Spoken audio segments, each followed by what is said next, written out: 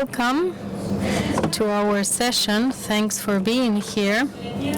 I'm Solen Mira. I'm a coordinator of the Sistema Chakra by Aapresid. We will speak of precision agriculture, environment, and we'll point out where to begin in the environment to see how we do things right. Our talk is focused on the Sistema Chakra from Aapresid. This system has two types of projects: regional projects that are thematic networks and local projects that we call chakras. They start with the demand of a group of producers that look for answers to demand through the development of sustainable technologies at different environments and different production systems. A chakra is made up of different stakeholders. The group of farmers, the source of demand. We have the technical head of development, Claudio, leading the project, coordinating the trials and developing information from the chakra. I'm the coordinator myself, procuring for the quality of data generated and the different types of stakeholders. And we have a board of experts specializing on the matter. The system works under two flagships. Learn by producing. We work on real scenarios, and we want to involve the farmer in each stage of knowledge development. We work with the network. Several stakeholders take a part. We combine the science with the expertise of farmers. I will introduce you now to the speakers of this panel. Julio Pérez, an agronomist of the province of Córdoba, member of Justiniano Pose Regional Office. Claudio Razquin has a PhD in agricultural science, professor in agriculture of the National University of Villa Maria. He is currently technical development lead and technical assistant of the regional office and Chakra Justiniano Pose. And Luis Ver, an agronomist from Agronomy Tech, manager and private counselor. Without further ado, I give you Julio Pérez for an introduction of chakra.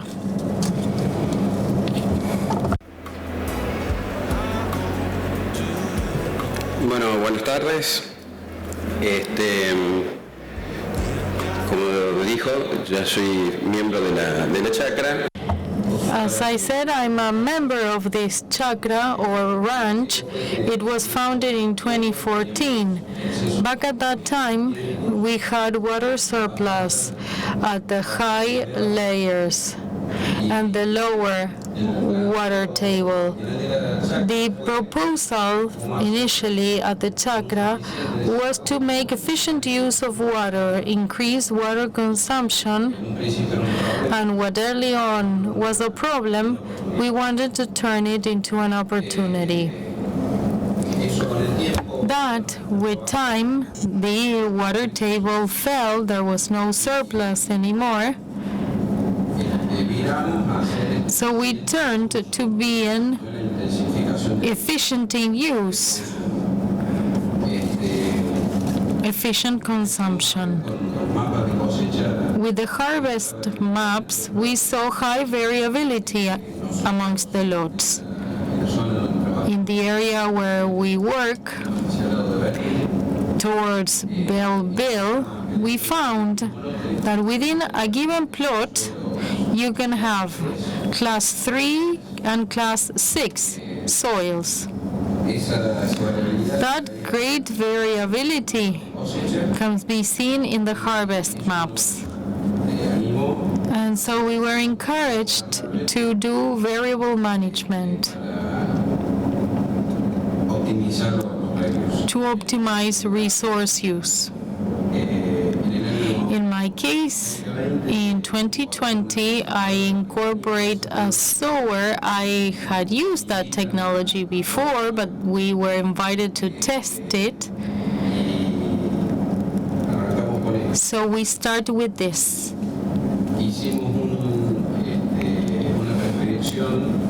We do a prescription of urea with the same map.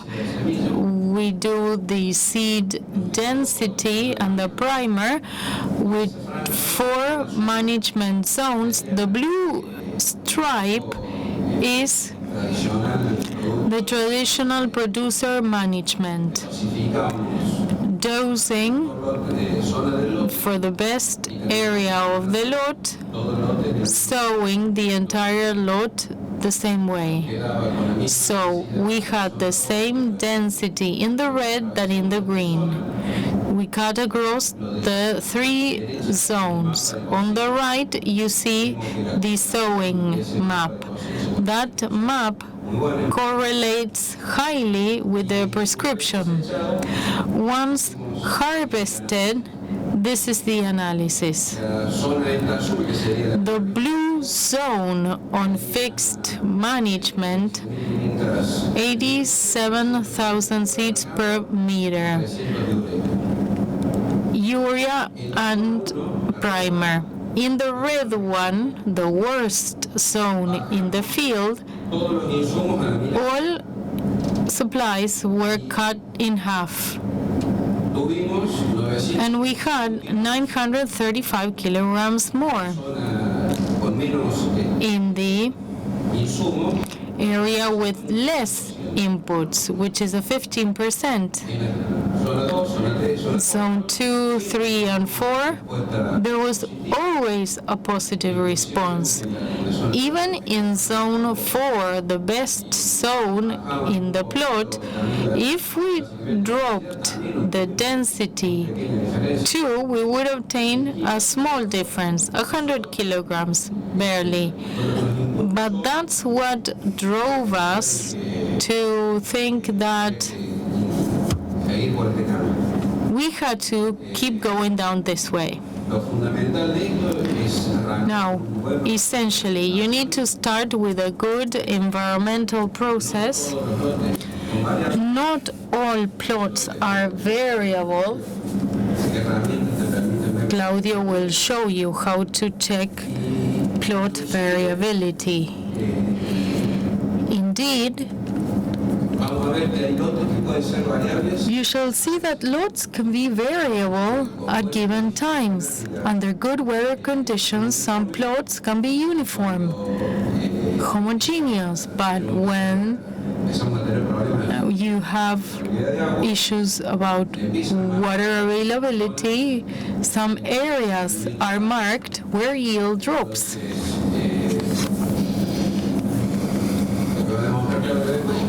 So,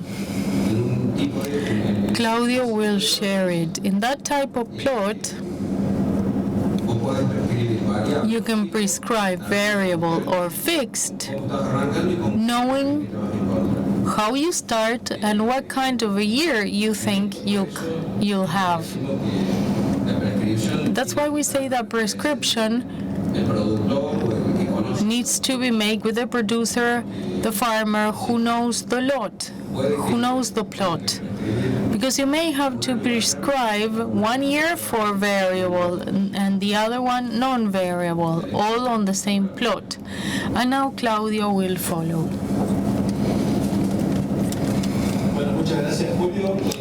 Thank you so much, Julio. It is a pleasure to be here to share the experience we have at Chakra. Thanks for coming to this talk. I hope you enjoyed. I'm Claudio Razquin, and I'm currently leading the project. As Julio said, agriculture per environment. It started in 22. The region was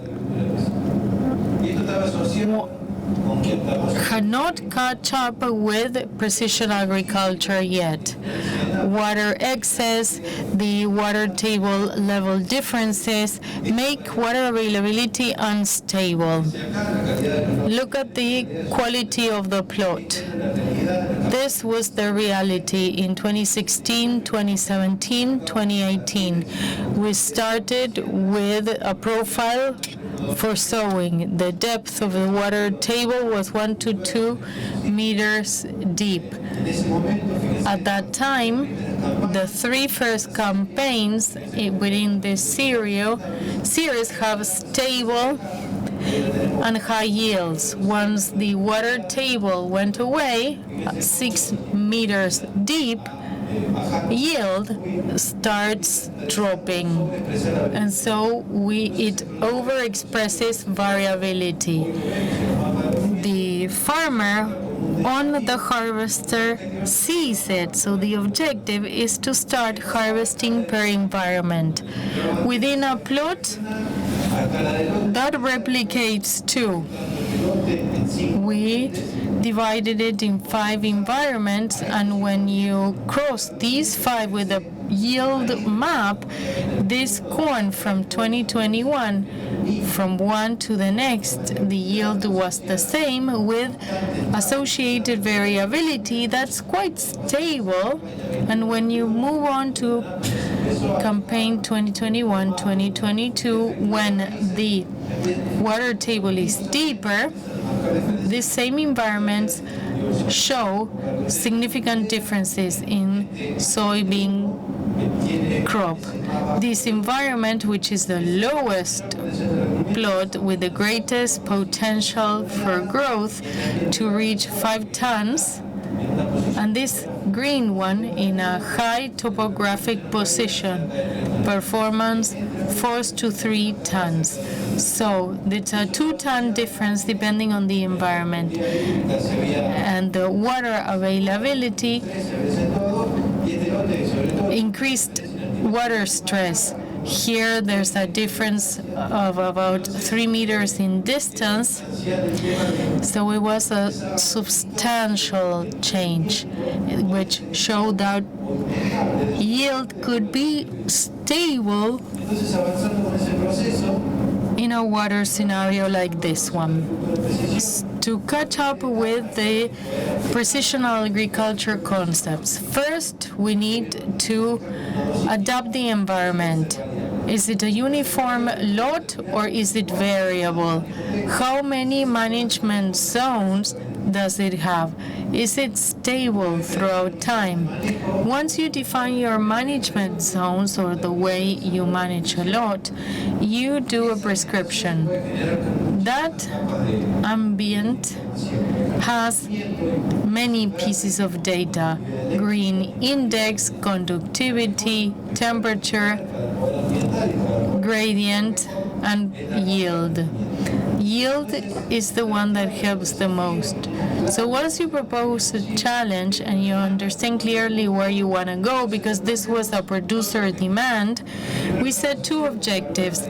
First, assessing space and temporal variability in seeds, and then to set the environment and present the variability of plots. They say the plot is flat. I only met them in 22. I couldn't participate earlier than that. They were telling me it's a table. Again, are you sure? So what tools do you choose to check that spatial variability from early on? We did some performance map analysis. We have a polygon on the map, and we should have 5 years of complete maps. They gave me their yield maps. We see the lot was incomplete back in that year. The following one was harvested with half to half. The next one, it was complete, but it had to be reprocessed. But the last one, there is no one single variability or one hybrid. It's a mixture. So what do we do now? When I started with them, expectations were high. What information do I use to analyze all this? We started using ambientation platforms to overcome the lack of data until we practically reached early 2023. Remember, we had started in 2022. The information is limited. Only a few campaigns are incomplete. Complex data analysis and data processing had taken place. It takes time, it takes computing power, storage, 19 companies, each one working on average with 9,000 hectares. So we needed to give the producer a product to apply for decision making. Then, and we believe this is in the analysis, they should know of geostatistics. That is limiting. The farmer can be trained to lead the process in precision agriculture. We found that, yes, it enables access to information, they are simple to use, but it doesn't provide tools for decision making. For example, what's the vegetation index used? What are the satellite dates used for the environment? And they don't help validate what I'm doing. So with all that, and the challenge is set, we decide to develop a tool through Google Earth Engine that has programming code. Through the code, the farmer had to produce a polygon, and that code execution should provide instant information. That information provided in real time helps understand temporal and spatial variability. Each layer is a date in which the satellite goes by. For each date, there is a variation coefficient. And once you calculate that, we estimate the coefficient of variation in time. We see if it's more than 25, it's variable. If it doesn't, then it's uniform. Another point that we try to analyze, so that you follow the thread of the conversation. Executing the code automatically triggers information. Then we saw how to identify the worst and the best dots or pixels on the system. The blue are the best. If those curves come together, then my lot is uniform. If they are separated, the plot is divided. So just by dividing the polygon, I can tell you which are uniform and which are variant. I will show you. We characterize the region where the locations are. Check out, there are lots that always have variability greater than 50%. In some cases, it's over 50%. In others, it reduces variability. During those campaigns, we had floodings. This is plot 4 from Gustavo Rubio. We confirmed through the app genuinely generated that lot is a table. That lot is always at a 20% variation range. So what happens? If you have a lot like this, relax. Don't think of precision agriculture there. Do agronomy, but manage uniformly the lot as a unit. And that is very important for organizing, planning, and if I want to invest and apply technology, I should do it on the lots that show variability. It's a variability peak due to flooding. Variability goes down again associated to the flooding. The water was lost through evaporation or drainage. The dates, you see the images. The variation coefficient is the red points that you see there. I can filter by date, go to the ambient setting, and with this I see that they are variable, and I can set the environment equally. Then we can identify at what time, crop or campaign, did I start having greater variation coefficient, and it's a backward look to understand the crop behavior, what the environment condition was, and the interaction in between both. The other product, if the lines come together, we assess the proportion of good and bad pixels. The lot where it is highly stable, the curves are close together. That confirms that this is a very variable plot. In this one, with the flooding, the poor pixels are bad, but the high Verri index is on the good parts of the plot. That's a first approach to characterize the region. I will show you now the application of the tool. The farmer has to build a polygon. Remember that this is the first lot I've showed first. Corn did not show any difference from one environment to the next, so it's the same lot.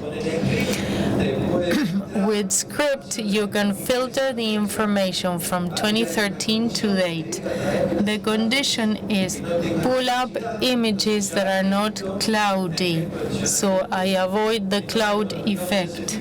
When you apply the filter, I have 200 images in that time window. And the other question we asked was, what is the vegetation index that I can use? And check the bibliography. 246 vegetation indexes have been reported. 5 to 6 index might be available. The question is, which one do I have to use to carry out the variability analysis? Here we have 25 running, and it indicates that throughout this time series, this is the index that best characterizes lot variability. This index is related to the canopy, the exfoliar mass, specific exfoliar mass, and for each campaign there's variability. Once I know what the index is that I must calculate, I estimate the variation index, and for this lot, this 20% threshold may suggest that it is not a variable lot, but we realize that we need to work better in defining that threshold and not be so thorough on it. Allow for some wiggle room from 15 to 25%. And the example that I'm going to show you right now is with that script, I can filter images that have a variation coefficient exceeding 15%. I have 37 images in total, and I can filter it by month. For example, for August and October, which would be good for wheat, or January and March for a summer crop. This is in scale. The image that I'm going to show you cases is linked to February 13, 2022. If you may recall, this is the seasonal curve for 2021, and this is the seasonal curve for 2022. It was stable and homogeneous for corn, but we see, based on satellite images, that this plot was not variable in the campaign. For soybean, we see a separation of good pixels and bad pixels, in particular during the critical stage of the soybean crop. For that threshold value of 15%, these numbers indicated that this plot presented a certain degree of variability. 70-80% of the land is leased, so if the producer leases a lot, there is no historical data, and he cannot make informed decisions because he has no information on water scenarios of the past. So through the script, we access the Terra satellite, and we use an index that gives me an idea of the soil profile back then from a water standpoint, and a stress index that connects the water balance, the ambient humidity, to see if there was water excess or water stress, and you can see how this index becomes negative. And when it becomes quite negative, we start to see the differences between good pixels and bad pixels in the plot. Moving on, by way of example, this is a graph that shows the spatial variability at the plot itself. So I filter just the date of that image, and I see the distribution of the green index. I see the values for each curve, and I can use that as thresholds to be able to group the lot, and then the lot grouped based on those three threshold values identifies three different areas. And when I compare this against the yield rate, we can see how it matches perfectly well with the yield map. The idea here is to try to identify the water scenario that I'm going to be facing next campaign, be able to go back in time and identify different campaigns that show similar behavior. And I can make decisions based on that information. Of course, to that effect, the producer needs to lead the process, and the producer has to be able to execute a script fast, access the information, but also they need to be able to interpret that information. So based on that, and by training producers at the ranch, we can close this uncertainty gap, and we can create or provide a major training process for producers. At the same time, we created a second tool that identifies the following. This is another plot in this farm. This company sows plots in La Borde area, and they outsource this service to a company in Buenos Aires. The technicians at the company are constantly monitoring plots and also monitoring the sowing process, but they do not have sufficient time to wonder or ask themselves, because I'm not saying that outsourcing services is wrong, but my question to you is as follows. Is this well carried out, this scenario assessment? So what we did is, let's reconcile this information with the corn map, and the best area of the plot has better yield than the other areas in approximately 1,000 kilos of corn. Is 1,000 kilos of corn sufficient to make this process worthy? So we had some certain degree of uncertainty in developing a tool to verify what we were assessing. So we did was to adjust a temporary curve of any index for each management area. So how many curves would I have in this case? 3 curves. If the 3 curves are together, that would indicate that the 3 areas are not different. If the 3 curves are far apart, I would say that the scenario was well carried out. This is the outcome of this process that was carried out in Buenos Aires. Curves come together,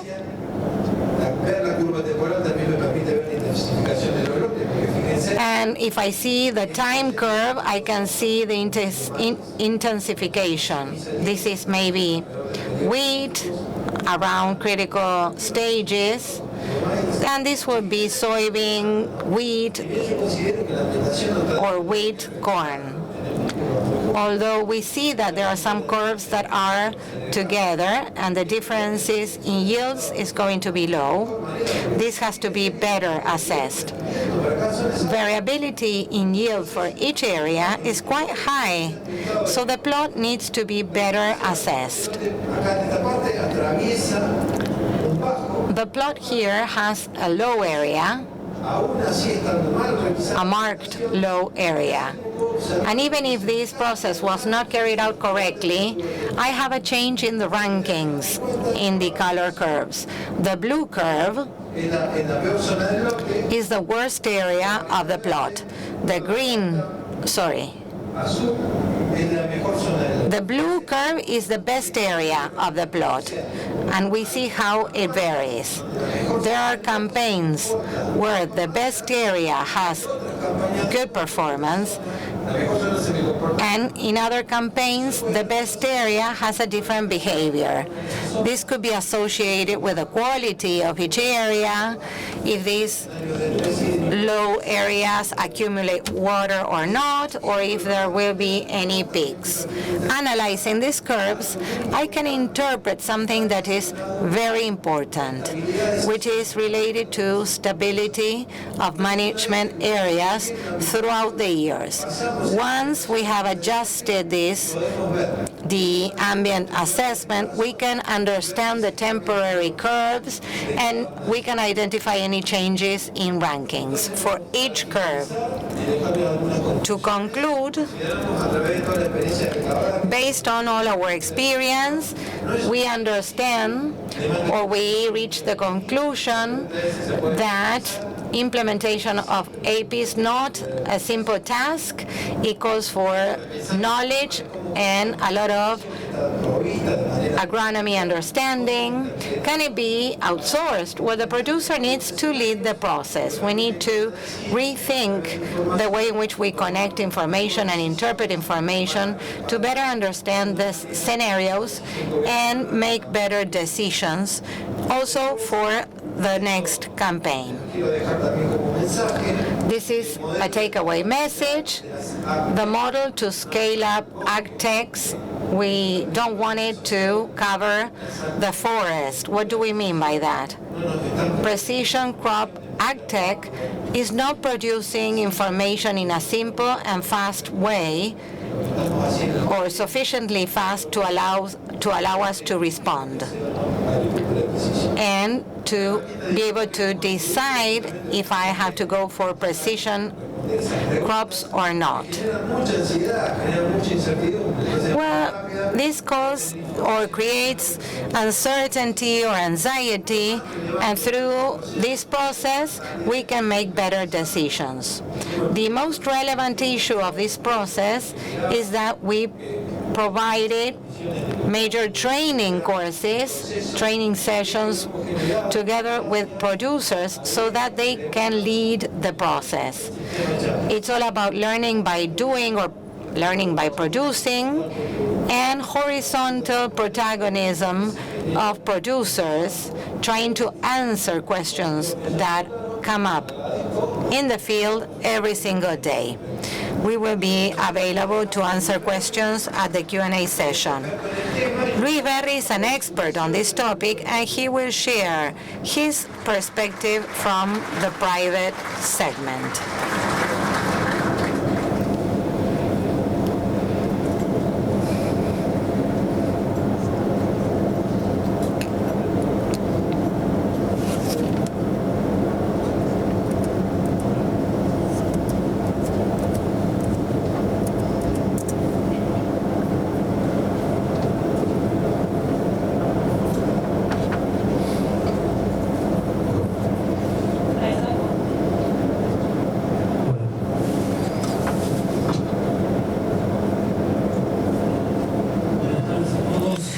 Afternoon. I'm going to try to give my speech standing here. My presentation is uploaded. Can I get the remote control? Good afternoon. Thank you for the invite. Thank you to Aapresid for the invite. Solene Magali, thank you for inviting me to talk. I will try to share with you messages and concepts related to rescuing the technique. How can we adapt technology and agronomy to the environments, the different scenarios? I'm Verri. I'm an agricultural engineer. I'm in charge of agronomy tech in Rio Cuarto in Córdoba. We've been working on precision agriculture for some years now. The title of this workshop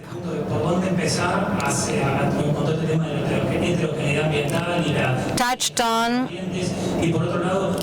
delimitation of scenarios or ambients. I'm going to cover in a couple of slides how to get started. I'm sorry if there are experts in the room. We need to understand that not all companies are at the same level. So my presentation will focus on how to know if what I'm doing is right. We have different roadmaps that we can follow when we want to get started with precision agriculture. There's such a wide variety of options that it is more difficult today to decide than it was 15 years ago. How do we get started? Well, Claudio showed us some of that. What is the criteria that we need to apply? Or what platform, what application do we use? Claudio said so briefly, but that's the question that we usually get, though I don't think that's the path to take. I'm going to try to confuse you. What is precision agriculture? Well, it's all of that. It's very difficult to understand. And for me, precision agriculture is nothing but agronomy. It only changes the scale. Today, through the use of technology, I can do whatever I want. Sowing machines can do whatever we want. And I can manage variability of 1 meter scale, and I can use as paid satellite imaging or yield map. That is precision agriculture. Also, the large definition that you see on the screen, but in my opinion, it is simpler than that. Precision agriculture integrates the interaction with the setting or the environment, genetics, knowledge, and technology. That is precision agriculture. There are 3 key stages when it comes to starting and completing a precision agriculture process. Why do we want to work with management areas? Which criteria criteria do we use to separate the environments, and how do we deal with that? Why is it that we want to work around management areas? Well, out of common sense, if in a single plot I have settings that have 85% of sand, the soils are similar to those of the province of San Luis, and there are other areas where I have organic matter. I cannot manage them in the same way, right? It would be an ethical dilemma to manage them in the same way. The key aspect lies in identifying the key variable that defines the different settings, and this is what happens at a country level, at a macro perspective. This needs to be drilled down to a plot level. And I'm going to show you different things. We know that there are chemical, physical, and structural constraints for soils. Some of them determine which technology we are going to use, which crop we are going to use, and there are physical restrictions that can be managed through the use of technology. And this is a key factor, but it's quite basic, right? Don't you agree? So we need to understand what layer are we going to use so that it represents the variability of the plot. And this is basic knowledge. I have multiple layers of information that I can use to identify the level of entropy of the different plots. We see multiple layers and different zones or areas where topography is the variable that will define the setting and the depth of the phreatic table. Those are determining factors in many areas of our country. If I go back to the Argentine map, including the variables defining the different environments. Topography is the main variable in many areas, and that is quite clear to us. This is a graph with the different projects that we are developing. One of the main stages is to identify and characterize ambients or environments, and you see working boots. What is this? It's all about walking the field, and that is enough. Okay, that is enough. Walking the fields and using a drill hole. I was talking about macro variability throughout the country, but also at a branch level, farm level, and even at a plot level. One of the companies that we advise is the example that you see on the screen. Some areas are defined by topography, some areas are defined by the tuff, and some areas by the saline tables. See plot number 9. We see all the constraints that affect this land apply specifically to plot number 9. And the last point that I wanted to make to close this first segment has to do with the different approaches to identify separate settings or environments. I could do that based on a known cause or reading the crop. Well, I don't know why the yield is low, but it has a bad yield.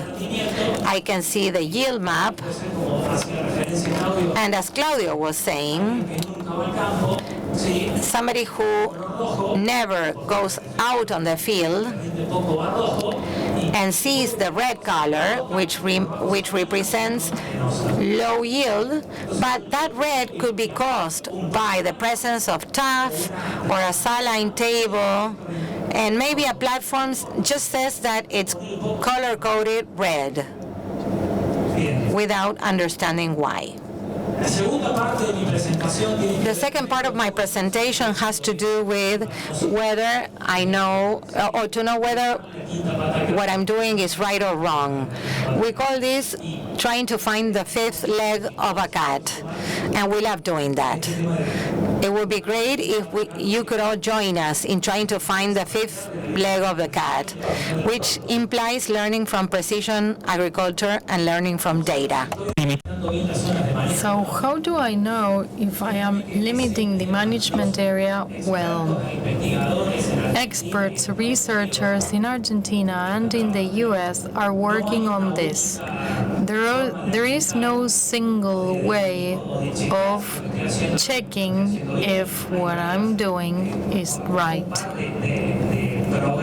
I can run a couple of programs on theoretical methodologies. I can cover them briefly, but mainly you need the agronomical criteria to realize if what you are planning is becoming a reality, if the crop is what you planned for.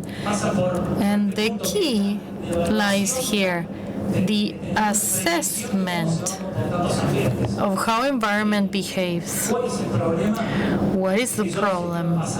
I don't know what's going to happen in the next campaign. We plan for crops with what we see and not with what they tell me is going to happen. So I can have a profile with a water table of 1.5, but they tell me Niña is coming, and I do summer corn, and they tell me it's El Nino, and I'm vacant, or I have 50 centimeters of a profile. Either I postpone the sowing or I plant more. I cannot plan for that. That's the challenge of researchers. That's the problem to be resolved. How to know that what I'm drawing here is the correct thing? With Google Earth, for example. Once I have the script, I can work on it. I have this very old software to check out the level of entropy of the region, and maybe at a lower level I can follow it and do the environment with that level of those levels of conditions. But the software is old and technology has overcome it. We have technology that enables sub-metric management. They tell me I need 2 zones. It's not wrong. I have technology to manage details that I did not have before, and with fast mapping, some technicians, highly qualified technicians of the National University of Córdoba, develop a web app to check if the management zones are where delimited, are where limited. It really helps to remove error from the filtering process, cutting out liars, and validation of biograms. It is kind of tedious, but this fast mapping saves time, and by default it works well. If you compare it to platforms that by default run over agronomy. So what's different when you are defining environments? Yes, that's what we're working on as an office. There are theoretical matters that I can check in the environment to see if what I'm doing is right with those programs I just showed. But there are other interesting things that we are developing, and it has to do with this, with comparing crop performance and performance of quality indicators of the soils, what we can measure. Look at these three cases, three plots, the yield maps on top and the organic matter maps at the bottom. It's a work of art, isn't it? If we cross those dots, we get good regressions with r to the square, which are very interesting. And we come across this low performance in low organic matter, high yield in high organic matter ratios, high content of organic matter and low yield. But with that, you can make adjustments. As an office, we are working on it, adjusting environments and the pure agronomy. So how to find an indicator like organic matter per environment? Based on that, you forecast yield. So based on organic matter, you get the yield and you get the number of seeds, and then you adjust fertilization. I give you an example. In this case of an environment L3, the summit of a slope, 85% of organic, 85% of sand, not organic matter, sand, 1% organic matter. I don't see the value, like 4,000 kilograms of corn. Based on that and my productivity per plant for that environment, I define density. And once I define how many plants I can have, I adjust N. How do I do that? On the water table map. Some companies have it, others don't. But when you don't have the water table map, you go and drill holes, water holes, to build your own current water table map. And so you map together if it's a dry campaign, a wet campaign, and you map yield with water table. On nitrogen, we worked on efficiency, kilograms of grain to kilograms of N, to see where to fertilize when nitrogen is expensive. Then the kilograms of N per grain ton. We were all told at university that corn has to be fertilized with 22 kilograms of N per ton of grain. Then you have a primer or not. It changes depending on what it is, but the mess comes up in the kilograms per N per ton of grain. Julio showed an interesting slide today. How to manage restrictive environments. That's the key. 900 kilograms of response, but the high ones were 100. We see the same thing. That's where the key lies. Great variability in efficiency in low productivity environments. We only have 5 minutes left. You need to stop.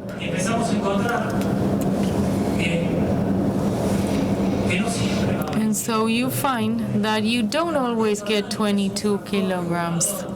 Organic matter is a regulating factor. It tells you if you need 25, 30, or 18.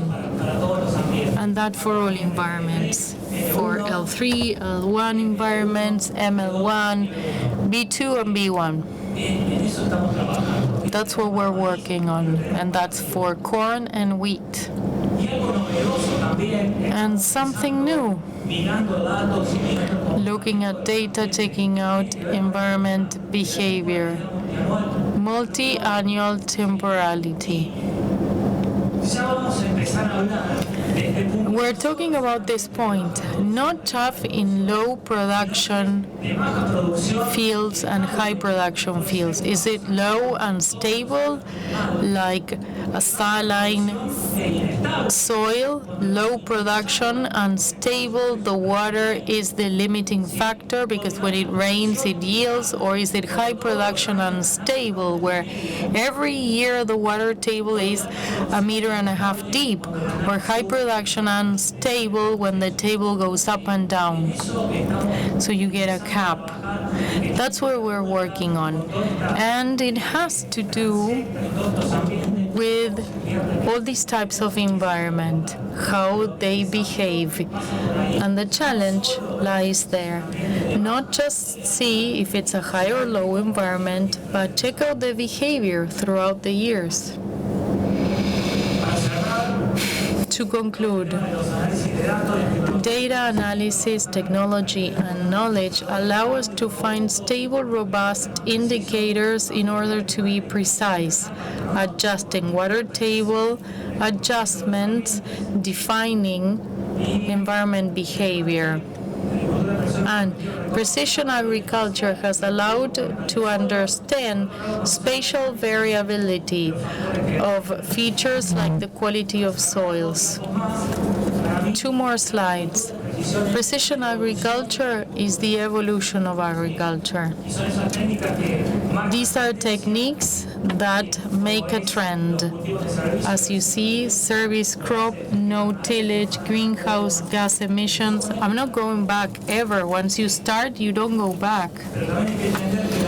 But understand that precision agronomy is a technique that is synonym of data gathering, data analysis, developing insights, drawing conclusions, learning from data.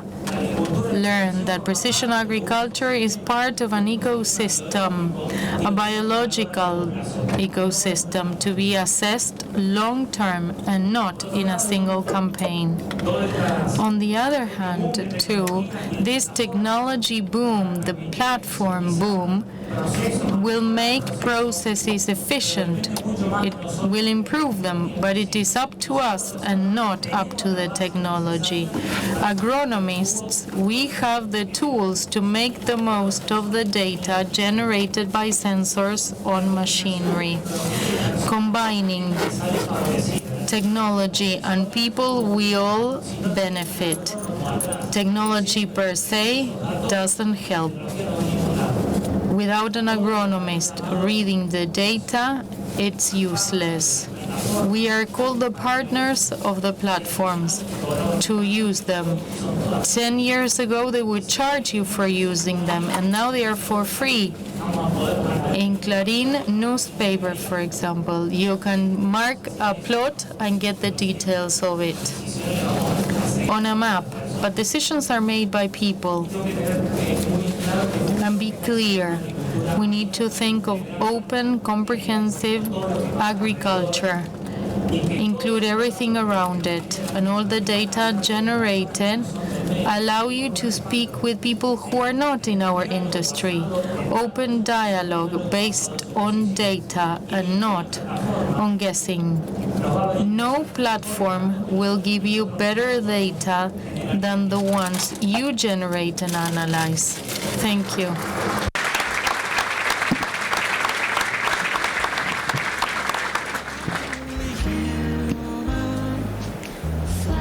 Muchísimas gracias. Thank you so much. Can you hear me? I would like to thank the speakers. And now we have a very short Q&A. Very short. There are Questions for Claudio. In case of considering yield maps, is there a crop that is more representative than others? Yes, mainly corn, then wheat, and then soybean. But it is up to the interaction with the environment. You may have a corn yield map, just a single one, and you want to see how the environment behaves. In that campaign, as I showed, it had good water contribution. Maybe that map is not enough to make a decision, and it doesn't reflect throughout time the reality. In that case, if you don't have more map information, the option you have is satellite imaging, providing quick, free, accurate data. And thirdly, if it's a variable lot, analyze, quantify, and the boots on the ground. Go walk and measure the terrain. Because the problem may be 10, 20 centimeters below the soil with laminar structure. And if you don't monitor on site, you won't be able to characterize what's going on. Thank you. Another question. Once you plot the environment, if you have a variable dose to reduce inputs and seeds in low environments, are you condemning the lot to become and remain low? That's an important matter I couldn't touch because of time. We start with setting the environment and we conclude with the prescription process. That covers the entire world of agriculture per environment. Once you confirm you have the appropriate environment set up, next step is what is your yield expectation based on management zone. If you confirmed it with the soil contribution, you prescribe nitrogen and you know what are the sources of nitrogen from each management zone, you balance and you define the dose. This is all calibrated. Labs give you valuable information, accurate information, but define the demand based on the water scenario. If we cannot do that, we will either punish the environment we prescribe for, or you apply surplus inputs. So you can set it up on your prescription and learn on management zones, each one, how they respond to the inputs you adjust. So you have that chessboard and you adjust the nitrogen response curve on your crop for a given campaign to see what the optimum dose is in agronomical and economic terms. So you accurately build accurate information of management zones throughout time. As you start, you can relax, and sometimes you will be right. Sometimes you will go beyond what you should have done, but you learn of the experience and the process. I'm sorry I took too long to answer.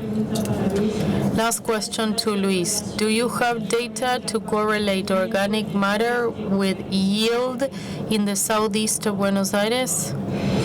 No. It is an area where we haven't worked yet. The key lies in identifying if it is organic matter. I go back to my first slides. This has been done in areas where you see that staircase of yield of organic matter per environment. It's common sense. Where organic matter is low, we adjust. It's not extensive to all plots an all environment, because in many plots, organic matter runs from 1.8 and 1.4. It might be pH, texture, or anything else, but not organic matter. But the answer is no, we don't have any. Great, thank you so much. Thanks for your attendance. If you want to ask more questions to the speakers, you can come forward. Hope you enjoy the rest of the Congress. Thank you.